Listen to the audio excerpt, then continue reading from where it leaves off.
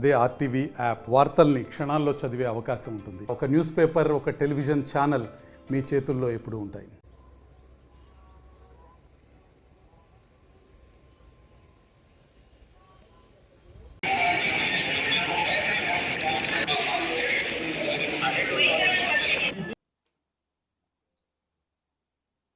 పేద ప్రజలు ఉపయోగించే ఆరోగ్యశ్రీ తూట్లు పొడిచే విధంగా ఆరోగ్యశ్రీని ఇన్సూరెన్స్ కంపెనీకి హ్యాండ్ ఓవర్ చేయడాన్ని వైఎస్ఆర్సీపీ ప్రెసిడెంట్గా ప్రజల తరపున పోరాటం చేసే భాగంగా దీన్ని పూర్తిగా ఖండిస్తున్నాము.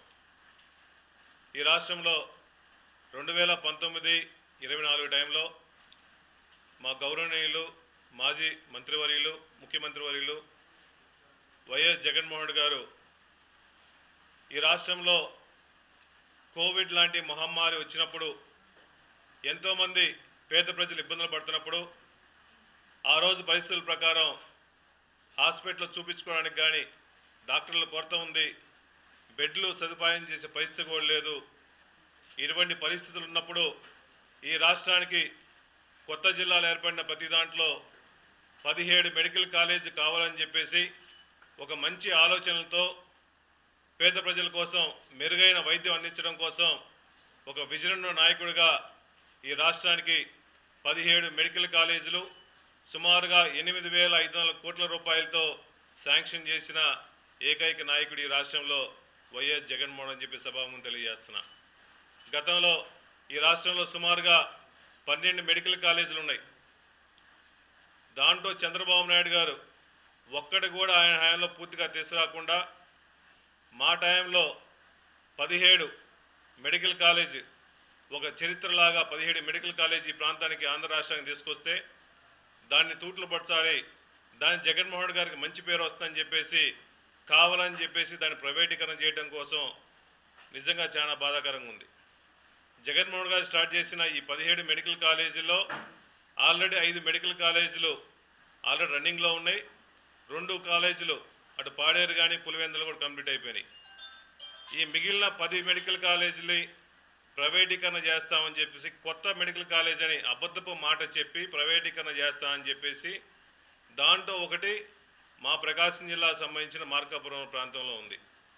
వాళ్ళు సోషల్ మీడియా నిన్న మనం చూస్తున్నాం, అసలు మెడికల్ కాలేజీలే కట్టలేదు, మెడికల్ కాలేజీ ఎవరు పిల్లల స్థాయిలో ఉన్నాయని చెప్పేసి కళ్ళబొల్లు మాటలు చెప్తున్నారు.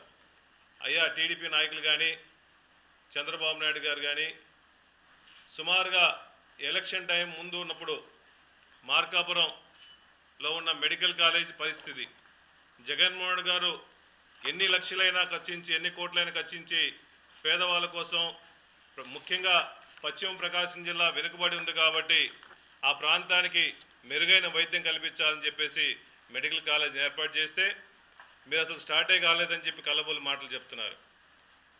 రాజశేఖర్ గారి టైంలో ప్రకాశం జిల్లాలో ఒక రిమ్స్ మెడికల్ కాలేజ్ పెట్టి హాస్పిటల్ పెడితే ఈరోజు ఈ హాస్పిటల్లో పేదవాళ్ళు ధైర్యంగా పోయేసి గవర్నమెంట్ హాస్పిటల్ అని చెప్పించి రిమ్స్లో చూపించుకుంటున్నారు. నువ్వు ప్రైవేట్ పరం చేస్తే పేదవాళ్ళు ఏ మొహం పెట్టుకొని పోతారు? అక్కడ పేదవాళ్ళు ప్రైవేట్ హాస్పిటల్ చూపించుకునే పరిస్థితి లేదు. వాళ్ళందరూ డబ్బులు దండుతూ ఉంటారు. వాళ్ళని జలగల రక్తాన్ని జలగల బిన్నెట్టేసి వాళ్ళు డబ్బులు వసూలు చేసే పరిస్థితి ఉంది. అందువల్ల దయచేసి చంద్రబాబు నాయుడు గారు వాళ్ళ కూటమి నాయకులందరూ కలిసి ఈ ప్రైవేటు పరం చేస్తే ప్రజలు ఇబ్బంది పడతారు. ఈ రాష్ట్రంలో ప్రైవేటు పరం చేస్తే ఈ మెడికల్ కాలేజ్ 12 మెడికల్ కాలేజీలో గతంలో సుమారుగా 2,360 మెడికల్ సీట్స్ ఉన్నాయి. జగన్మోహన్ గారు పెట్టిన ఈ మహాయజ్ఞంలో ఈ 17 కాలేజీలో సుమారుగా 2,550 మెడికల్ సీట్లు పేద ప్రజలు విద్యార్థులు చదువుకునే పొజిషన్ వస్తుంది. ఇప్పుడు మీ ప్రైవేటీకరణ చేస్తే మొత్తం ప్రైవేట్ కాలేజీ వాళ్ళకి ఇస్తారు, అమ్మేసుకుని పోతారు, ఫ్రీ సీట్లే ఉండవు. ఈ రాష్ట్రంలో చాలామంది పేదవాళ్ళందరూ వాళ్ళు చదువుకోవడం కోసం ఇక్కడ సీట్లు లేక పక్క రాష్ట్రాలకు కానీ చైనా కానీ రష్యాకు పోయి చదువుకొని వచ్చి మళ్ళీ తిరిగి ఎగ్జామ్ రాసి ఇక్కడ క్వాలిఫై కావాలని ఇబ్బంది పడుతున్నప్పుడు మీరు పేదవాళ్ళకి సహాయం చేయాలి, పేద విద్యార్థులకు సహాయం చేయాలని నిజమైన మనసుతో ఉంటే మీరు దయచేసి ఇటువంటి ఆలోచన మానుకోవాలని చెప్పి మనస్ఫూర్తిగా కోరుకుంటున్నాం. అదేవిధంగా ఆరోగ్యశ్రీకి వచ్చేళ్ళకి వైఎస్ రాజశేఖర రెడ్డి గారు ఒక డాక్టర్గా ఉండి ఈ తెలుగు రాష్ట్రాల్లో పేదవాళ్ళందరూ మంచి హాస్పిటల్లో చూపించుకోవడం కోసం ఆరోగ్యశ్రీ పెడితే ఈ ఆరోగ్యశ్రీ కోసం తూట్లు పొడుస్తూ మళ్ళా ఈ ఆరోగ్యశ్రీ ద్వారా ప్రతి నెల సుమారుగా 300 కోట్ల రూపాయల ఆరోగ్యశ్రీ ఖర్చు అవుతుంది. అంటే సంవత్సరానికి 3,600 కోట్ల రూపాయలు.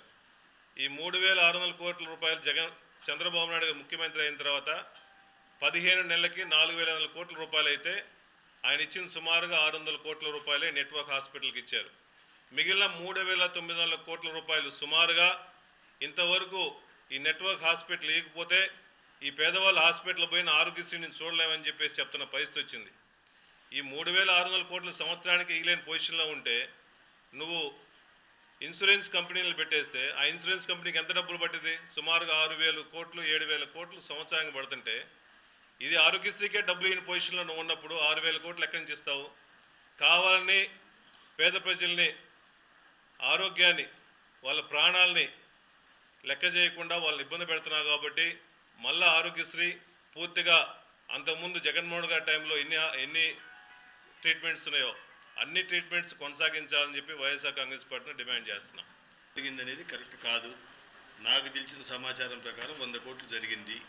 దాంట్లో 80 కోట్ల చిల్లర పేమెంట్లు ఇవ్వడం జరిగింది. మొత్తం వచ్చేటప్పటికి మొత్తం హాస్పిటల్కి కావాల్సినటువంటి కన్స్ట్రక్షన్ అయితేనేమి ఎక్విప్మెంట్ అయితేనేమి మొత్తం కలిపి కావాల్సింది 500 కోట్లు. ఓకే, అందులో 17 కాలేజీలలో 5 కాలేజీలు రన్నింగ్లో ఉన్నాయి. 2 కాలేజీలు మీరు చెప్పిన ఎక్విప్మెంట్తో సహా మొత్తం పూర్తయింది. మిగిలిన 10 కాలేజీలు వివిధ స్థాయిల్లో ఉన్నాయి. ఆ వివిధ స్థాయిల్లో ఉన్నప్పటికీ కూడా వాళ్ళు మాట్లాడుతున్నట్టుగా ఏది కూడా ఫౌండేషన్స్ లెవెల్ లేదు, మొత్తం అబో గ్రౌండ్ లెవెల్లో ఉంది, వివిధ స్థాయిల్లో ఉన్నింది. రైట్, మీరు అడిగిన క్వశ్చన్ ప్రకారమే పోదాం.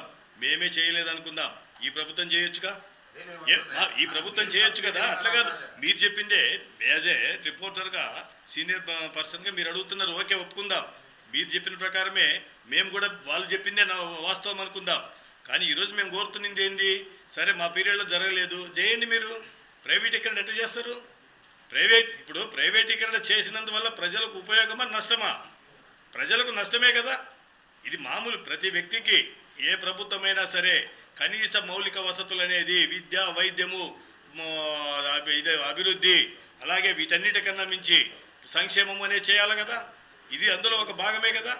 ఈరోజు ఇప్పుడు దేశ చరిత్రలోనే ఎప్పుడూ లేని విధంగా, రాష్ట్ర చరిత్రలో ఎప్పుడు లేని విధంగా స్వాతంత్రం వచ్చి 79 సంవత్సరాలు అయితే వైఎస్ఆర్ జగన్మోహన్ రెడ్డి గారు 2019లో అధికారంలోకి వస్తే అప్పటికి 73 సంవత్సరాల ముందు స్వతంత్రం వచ్చింటే స్వతంత్ర భారతదేశంలో ఈ రాష్ట్రంలో ఉన్నటువంటి మెడికల్ కాలేజీలు 12, అందులో రాజశేఖర రెడ్డి గారి పీరియడ్లో ఇచ్చిన 5, అంతకుముందు నుండి కేవలం 7 మాత్రమే ఉన్నింది. 7 మాత్రమే. 12 మెడికల్ కాలేజీలు 2019లో ఉంటే వైఎస్ జగన్మోహన్ రెడ్డి గారి పుణ్యమా అంట 17 మెడికల్ కాలేజీలు కొత్తగా వచ్చినాయి. మెడికల్ కాలేజీ తీసుకురావడం అనేది కష్టం. ఒక మెడికల్ కాలేజీ కట్టడము, రన్ చేయడం అనేది ప్రభుత్వానికి పెద్ద బరువేం కాదు. కేవలం 500 కోట్ల రూపాయలు. మనం ఇన్ని వేల కోట్ల రూపాయలు ఖర్చు పెడుతున్నాం. 2014-19 మధ్యకాలంలో ఇదే చంద్రబాబు నాయుడు గారు ముఖ్యమంత్రిగా ఉన్నప్పుడు గోదావరి పుష్కరాలు, కృష్ణా పుష్కరాలను ఎన్ని వేల కోట్లు ఖర్చు పెట్టినారు. లేకపోతే రంజాన్ తోఫా, లేకపోతే సంక్రాంతి సంబరాలు, క్రిస్టమస్ కానుకలను ఎన్ని వేల కోట్లు ఖర్చు పెట్టినాం. ఆ ఖర్చుల ముందు ఇది పెద్ద లెక్కన. అప్పటి వరకు ఏ ప్రజలు కూడా పండగలు చేసుకోలేదా? ఏ ప్రజలు కూడా వాళ్ళ మనోభావాల ప్రకారము పుష్కరాలకు పోలేదా? అందరు పోయినారు కదా. పుష్కరాలు ఎవరికి కావాల్సింటే వాళ్ళు పోయినారు. పండగలు ఎవరి శక్తి కొలది వాళ్ళు చేసుకున్నారు. ఈ పేద ప్రజలకు అవసరమైనటువంటి వైద్యానికి సంబంధించినటువంటి దాన్ని పక్కదారు పట్టించి పీపీపీ మోడ్ అని చెప్పేసేసి ఈ ప్రజలకు ప్రభుత్వం అందించాల్సినటువంటి కనీస మౌలిక వసతులకు అవసరమైనటువంటి దాన్ని పక్కన పడేసేసి ఈరోజు ప్రైవేట్ పరం చేస్తే ఏమైపోతుంది? పేద ప్రజలు ఏమవుతారు? కేవలం మెడికల్ సీట్లు మాత్రమే కాదు. ఉదాహరణకి మా మార్కాపూర్ నియోజకవర్గం హెడ్ క్వార్టర్లో కట్టినటువంటి మెడికల్ కాలేజీ, జగన్మోహన్ రెడ్డి గారి పుణ్యమంట కట్టినటువంటి మెడికల్ కాలేజీ మార్కాపూర్లో ఎక్కడి వరకు పోవాలండి వాళ్ళు వైద్యం కోసం? ఒక చిన్న యాక్సిడెంట్ జరిగితే ఎంబడే బండెక్కిచ్చేసేసి ఒంగోలు పంపించాలా, లేదా గుంటూరు పంపించాలా, లేదా కర్నూలు పంపించాలా. అక్కడి నుండి ఎన్ని కిలోమీటర్లు అండి? పేదవాడికి అదే అక్కడ హాస్పిటల్లో డాక్టర్లు వైద్యం అందుబాటులో ఉండే మాట అయితే ఈరోజు ఈ దౌర్భాగ్యం రాదు కదా మాకు. ఎన్ని కిలోమీటర్లు పోవాలా? రమారమి 100 కిలోమీటర్లు పోవాలా. 100 కిలోమీటర్లు ప్రయాణం చేస్తే గుంటూరు పోవాలంటే 170 కిలోమీటర్లు పోవాలా మార్కాపూర్ నుండి. అదే ఒంగోలు రావాలంటే 92 కిలోమీటర్లు రావాలా. కర్నూలు పోవాలంటే 170 కిలోమీటర్లు పోవాలా. ఎక్కడి నుంచి వైద్యం అందాలా? పేద ప్రజల యొక్క ఆరోగ్యం అనేది మనకు ప్రభుత్వాలకు పట్టదా? కేవలం మెడికల్ సీట్లు 150 మంది విద్యార్థులకు చదువు అందించడమే కాదు, చదువుతో పాటు పశ్చిమ ప్రకాశానికి ప్రధానమైనటువంటి మనిషి యొక్క ఆరోగ్యానికి సంబంధించిన దానికి ఆఘాతం ఏర్పడుతుంది. దయచేసి మేము పీపీపీ మోడ్లో ఇస్తున్నాం. పీపీపీ మోడ్లో ఇచ్చినా కూడా వైద్య కళాశాల ఆడికి పోదు, ఆడనే ఉంటుంది, సీట్లు ఆడనే ఉంటాయి అనేది తప్పు. ప్రభుత్వ హాస్పిటల్కి పోయేదానికి కార్పొరేట్ హాస్పిటల్కి పోయేదానికి ఒక కనీసం ఎంత వ్యత్యాసం ఉంటుంది అనేది పాలకులకు తెలియని విషయాలు కాదు. ఇన్ని వేల కోట్లు, ఇన్ని లక్షల కోట్లు మేము ఖర్చు పెడుతున్నాం సంక్షేమం కోసం, అభివృద్ధి కోసం అని చెప్పే వాళ్ళకి ఒక మెడికల్ కాలేజీ పెట్టినందువల్ల పేద విద్యార్థులు చదవడమే కాకుండా ఆ ప్రాంత ప్రజలకు ఎంతగానో అవసరమైంది. కాబట్టి ఖచ్చితంగా వైఎస్ఆర్ కాంగ్రెస్ పార్టీ డిమాండ్ చేస్తూ ఉన్నింది. గతంలో జగన్మోహన్ రెడ్డి గారు ఏదైతే ఈ మెడికల్ కాలేజీలు మంజూరు చేసినారో వాటన్నిటిని కూడా ప్రభుత్వ పరంగానే నిర్మాణం చేసి వాటిని ప్రభుత్వం ద్వారానే రన్ చేసి పేదవారికి ఆరోగ్యాన్ని ఇవ్వాలా అని చెప్పేసి డిమాండ్ చేస్తా ఉన్నాం. మరిన్ని వీడియోస్ కోసం ఛానల్ ని సబ్స్క్రైబ్ చేయండి. లేటెస్ట్ అప్డేట్స్ కోసం వాట్సాప్ ఛానల్ ని ఫాలో అవ్వండి. ఆ లింక్ డిస్క్రిప్షన్ లో ఉంది.